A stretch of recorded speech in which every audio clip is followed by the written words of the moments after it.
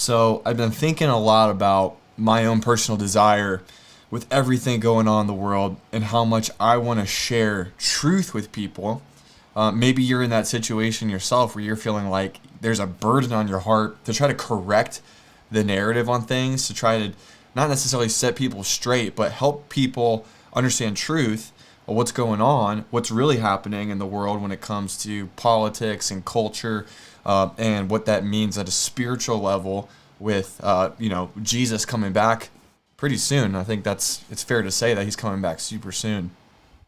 One of the things that I wrestle with personally, though, in that desire to share truth with people, is that sense of frustration and anger with people that don't see the truth. Maybe you can relate of just feeling that judgment rise up in your heart. And I feel like the Lord just brought some scripture to my mind today that might be helpful for you as you're thinking about why do you care so much? Why do you get so frustrated about what's happening? And it's in Isaiah 61 where Isaiah talks about Jesus. He's really prophesying about Jesus, and he's saying that Jesus was sent to set the captives free.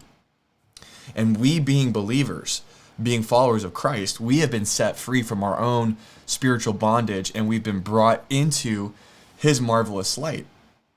And so our desire as Christians is to see other people set free. We want to see the captives set free.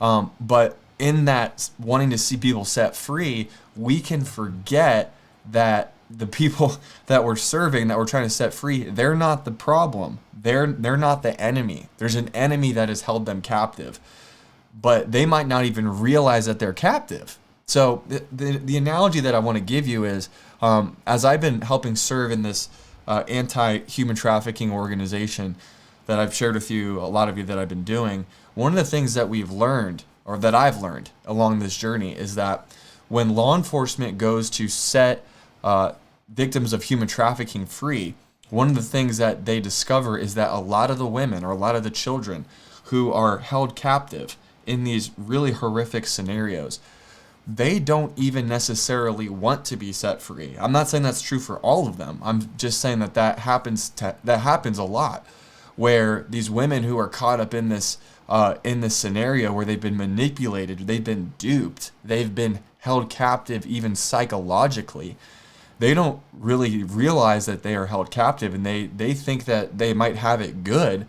And can you imagine what would happen if the law enforcement that was trying to help set them free, if the law enforcement started treating them like the enemy because they didn't realize what they were really caught up in?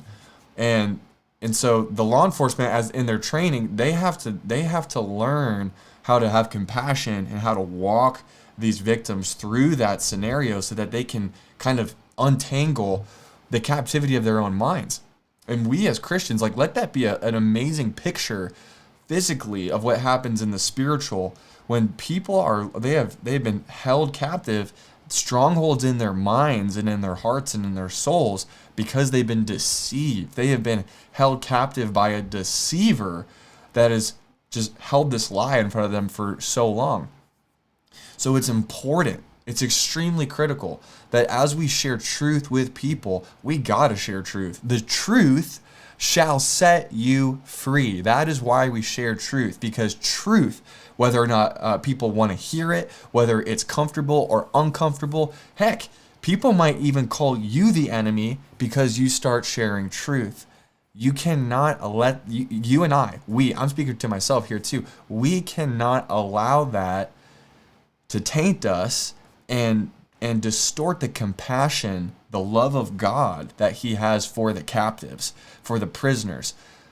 If we don't have love for these people, our truth will just be a clinging symbol. It's not even going to be effective. And so our desire to actually set people free, we can handcuff ourselves by not operating in love and keeping our hearts pure. So how do we do that? One, we need to first humble ourselves before God. We need to thank God that we have been set free.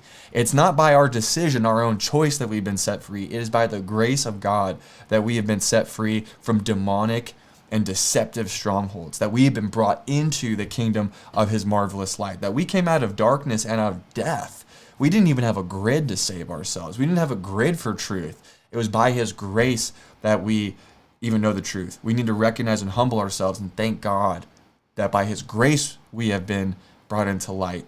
And then also we need to practically forgive. We need to take the offense that's been spoken to us.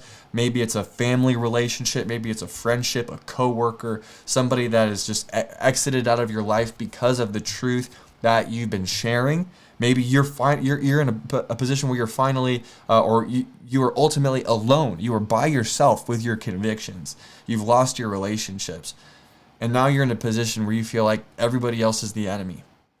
We must purify our hearts. We must choose to cancel the debt and recognize that we've been forgiven of such a great debt. How can we hold such a little debt against these other people? We need to seek and save those who are lost. We must share the truth in love. We must continue to carry that banner of truth, but we must keep our hearts clean in the process and recognize that the captives that we desire to set free are not our enemy.